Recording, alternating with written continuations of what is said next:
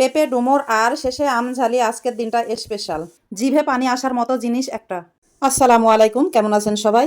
আজকে স্বামীকে বললাম, ওই দেখো গাছে সব পেঁপেগুলো পেকে গেছে, পাখিরা তো খেয়ে সব শেষ করে দিচ্ছে, তাড়াতাড়ি নামাও।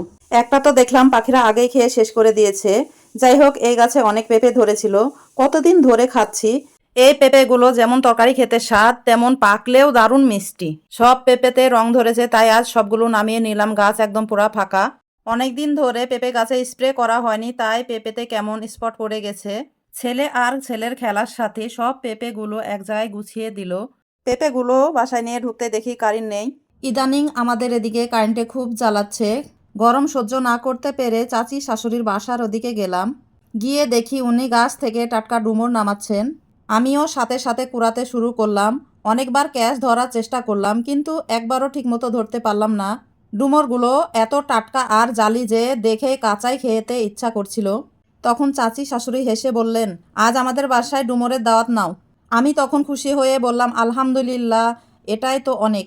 কারেন্ট নেই, গরমে বাসায় ফিরতেও ইচ্ছা করছে না, তাই একটু আম বাগানের দিকে গেলাম। সেখানে গিয়ে আমার স্বামীকে বললাম, কয়েকটা আম পেড়ে দাও না গো, অনেক দিন ধরে আম ঝালি খেতে ইচ্ছা করছে।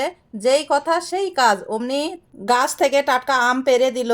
বাচ্চারাও পাশে বসে আছে, সবাই আম ঝালি খাবে বলে কত খুশি।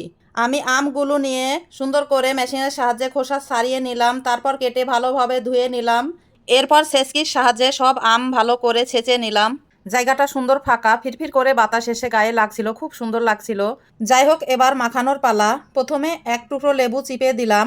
আমঝালিতে লেবুটা অবশ্যই দিবেন, তাহলে খেতেও অনেক স্বাদ হবে এবং ঘ্রাণটাও সুন্দর বের হবে। তারপর পরিমাণ মতো লবণ দিয়ে দিলাম। আরও দিলাম বাড়ির বানানো চাট মশলা। এই মশলাটা আমি বাসাতে বানিয়েছি অনেক ধরনের উপকরণ দিয়ে। এবার সামান্য বিট লবণ। বিট লবণটা আমি ভেজে বোতলে ভরে রেখে দিয়েছিলাম যাতে পানি না জমে যায়। আরও দিলাম 1 চামচ চিলি ফ্লেক্স। চিলি ফ্লেক্সটা যে যেমন ঝাল পছন্দ করেন সে অনুযায়ী দিতে পারেন। সব শেষে দিলাম সামান্য খেজুরের লালি গুড়, এতে কিন্তু আসল টেস্ট। তারপর সব মশলা আমের সঙ্গে ভালোভাবে মিশিয়ে নিলাম। পাশে আমার ননদ বসে আছে আম ঝালি খাওয়ার জন্য, একদম অতি আগ্রহে। আমি বললাম, দেখিস মাখানো দেখে যেন তোর লালা পড়ে না যায়। তখন ননদ হাসতে হাসতে বলল, এইটা দেখে লালা না পড়ে উপায় আছে নাকি? সত্যি জিভে পানি চলে আসছে। আপনাদেরও কি এমন লাগছে? ননদকে দেবার আগে নিজে একটু টেস্ট করে ফেললাম। ওহ, সত্যি বলছি, স্বাদটা অসাধারণ হয়েছে।